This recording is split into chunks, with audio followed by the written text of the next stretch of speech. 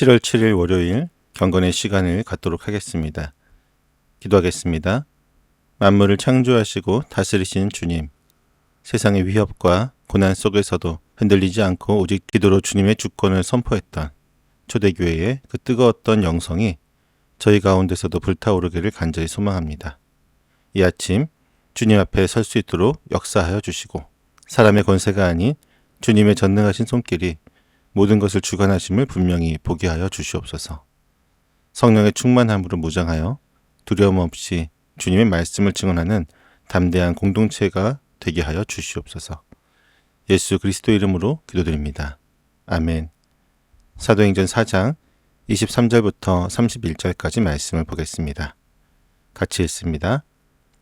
베드로와 요한은 풀려나는 길로 동료들에게로 가서 대제사장들과 장로들이 한 말을 낱낱이 일렀다. 동료들은 이 말을 듣고서 다 같이 하나님께 부르짖어 아뢰었다. 하늘과 땅과 바다와 그 안에 있는 모든 것을 지으신 주님, 주님께서는 주님의 종인 우리의 조상 다윗의 입을 빌어서 성령으로 이렇게 말씀하셨습니다. 어찌하여 이방 민족이 날뛰며 뭇 백성이 헛된 일을 꾀하였는가? 세상 임금들이 들고 일어나고 통치자들이 함께 모여서 주님과 그의 메시아에게 대적하였다. 사실 헤롯과 본디오 빌라도가 이방 사람들과 이스라엘 백성과 한패가 되어 이 성에 모여서 주님께 기름 부으신 거룩한 종 예수를 대적하여 주님의 권능과 뜻으로 미리 정하여 두신 일들을 모두 행하였습니다. 주님, 이제 그들의 위협을 내려다보시고 주님의 종들이 참으로 담대하게 주님의 말씀을 말할 수 있게 해 주십시오. 그리고 주님께서 능력의 손을 뻗치시어 병을 낫게 해 주시고 주님의 거룩한 종 예수의 이름으로 표징과 놀라운 일들이 일어나게 해 주십시오. 그들이 기도를 마치니 그들이 모여있는 곳이 흔들리고 그들은 모두 성령으로 충만해서 하나님의 말씀을 담대히 말하게 되었다. 아멘. 베드로와 요한은 사내들인 공회의 위협에서 풀려나자마자 지체하지 않고 동료들에게로 가서 대제사장들과 장로들이 한 말을 전부 일렀습니다. 그들의 동료들은 아마도 다른 사도들과 일부 신자들을 포함하는 소수의 무리였을 것입니다. 누가는 사도행전에서 예루살렘 그리스도인들의 공동체 생활, 특히 그들의 공동 기도 생활을 강조해 왔는데 이 본문은 그들의 기도가 구체적인 상황 속에서 어떻게 나타나는지를 보여주고 있습니다. 그들은 복음 증언에 담대했던 것처럼 기도에 대해서도 동일하게 담대했습니다. 당시 유대 사회에서 공회의 위협과 경고는 결코 가볍게 넘길 수 없는 문제였습니다. 그것은 사도 공동체에 치명적인 타격을 줄 수도 있는 심각한 상황이었습니다. 이러한 보고를 들은 성도들은 곧바로 다 같이 하나님께 부르짖어 아뢰었습니다. 한 마음으로라는 뜻의 헬라어 호모띠마돈이 누가복음과 사도행전에서 자주 사용되는 것처럼 이들은 한 가지 목적을 가지고 같은 마음으로 기도에 동참했습니다. 그들이 소리를 높여 기도했던 것은 그들이 모두 합심하여 하나의 기도를 드렸음을 의미합니다. 그들은 하나님을 하늘과 땅과 바다와 그 안에 있는 모든 것을 지으신 주님으로 고백했습니다. 여기에서 주님이라고 하는 호칭은 구약에서 하나님께 자주 사용되던 호칭으로 마치 종의 주인을 뜻하는 것처럼 대항할 수 없는 절대적인 권력을 가진 통치자를 의미합니다. 사내들이니 경고와 위협, 금지령을 내리며 교회를 침묵시키려 할지라도 그들의 권위는 여전히 더 높은 권위 아래 있으며 인간의 명령이 하나님의 뜻을 뒤엎을 수 없음을 믿는 고백이 담겨 있는 것입니다. 이 기도의 형식 전체는 이사야서 37장 16절에서 20절에서 나오는 히스기야의 기도와 같은 구약의 전례들을 따르고 있습니다. 하나님을 주님이자 창조주로 고백하고 이스라엘의 적들의 위협을 언급하며 마지막으로 간구를 드리는 방식입니다. 그들은 자신들의 어려운 상황을 능히 해결해 주실 분이 하나님 뿐이심을 믿으면서 간절히 기도했습니다. 공동체는 어떤 간구를 드리기 전에 먼저 하나님의 절대적인 주권에 대한 생각으로 자신들의 마음을 가득 채웠습니다. 첫째는 하나님은 창조주 하나님이십니다.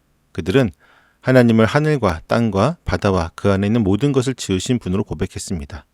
둘째로 하나님은 계시의 하나님이십니다.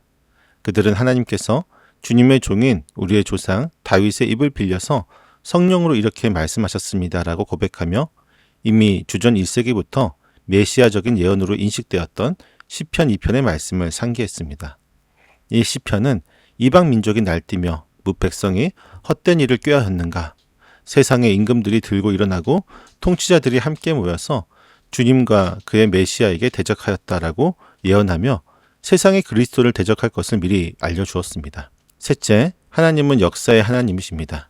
그들은 예수님을 대적하여 연합했던 헤롯과 본디오 빌라도, 이방인들과 이스라엘 백성이라는 하나님의 적들조차도 주님의 권능과 뜻으로 미리 정하여 두신 일들을 모두 행하였습니다라고 고백했습니다. 이러한 고백은 초대교회가 하나님을 창조와 계시 그리고 역사의 하나님으로 이해했으며 만드시고 말씀하시고 미리 정하셨다는 세 가지 동사로 그분의 특징적인 사역이 요약됩니다.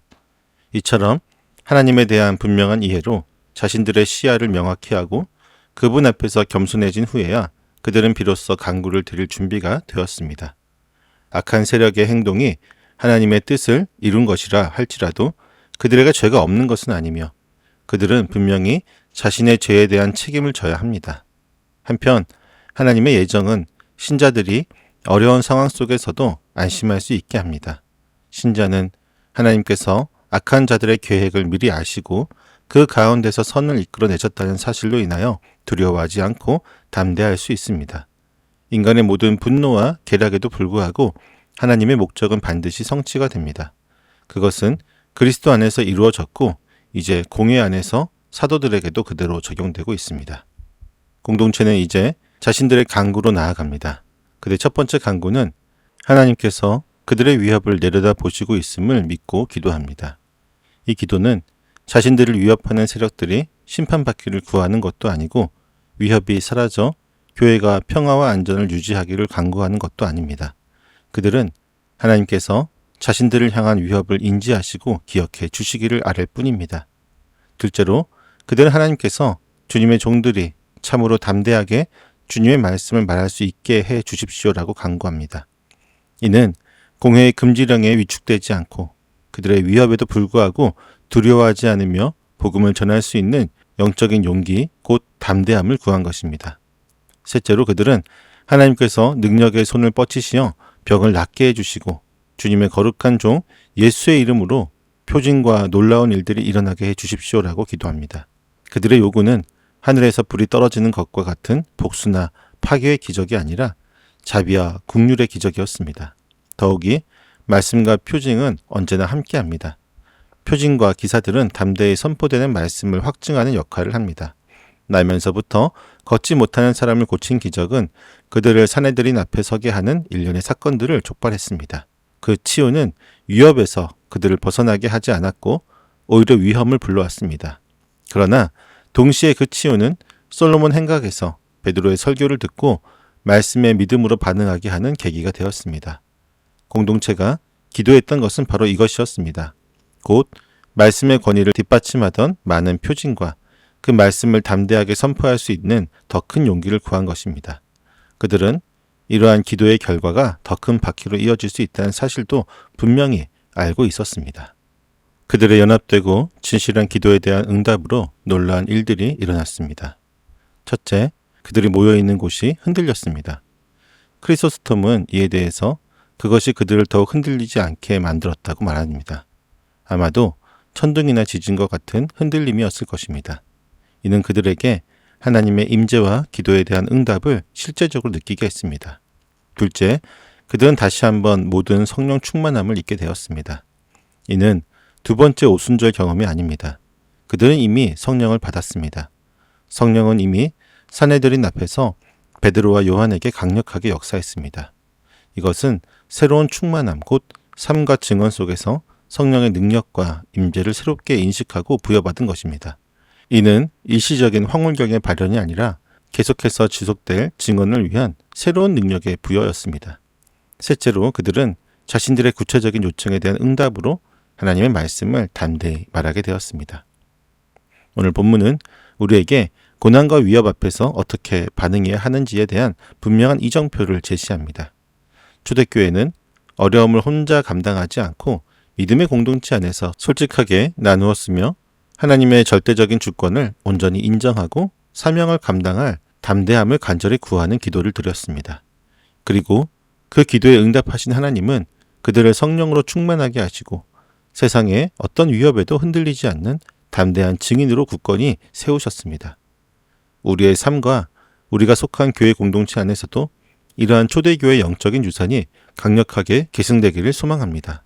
우리가 어떤 상황과 어려움에 처하든지 오직 기도함으로 전능하신 하나님의 주권을 확고히 인정하고 그분께서 주시는 담대함을 힘입어 모든 두려움을 뛰어넘어야 합니다.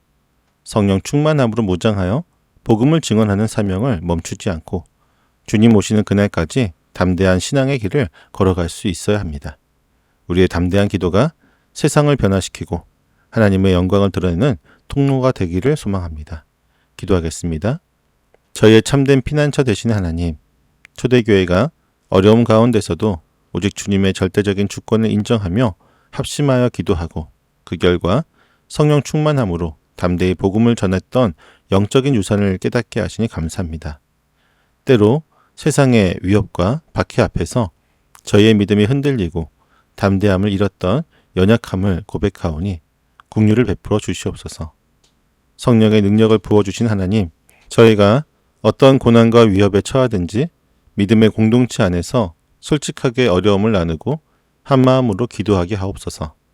주님의 주권적인 인도하심을 온전히 신뢰하며 모든 두려움을 뛰어넘는 담대함을 허락하여 주시옵소서. 저희 교회가 성령 충만함으로 무장하여 복음을 증언하는 사명을 멈추지 않게 하시고 주님 오시는 그날까지 담대한 믿음의 길을 걸어갈 수 있기를 간절히 소망합니다. 저희의 담대한 기도가 세상을 변화시키고 오직 하나님의 영광을 드러내는 통로가 되게 하여 주시옵소서. 예수님의 이름으로 기도드립니다. 아멘.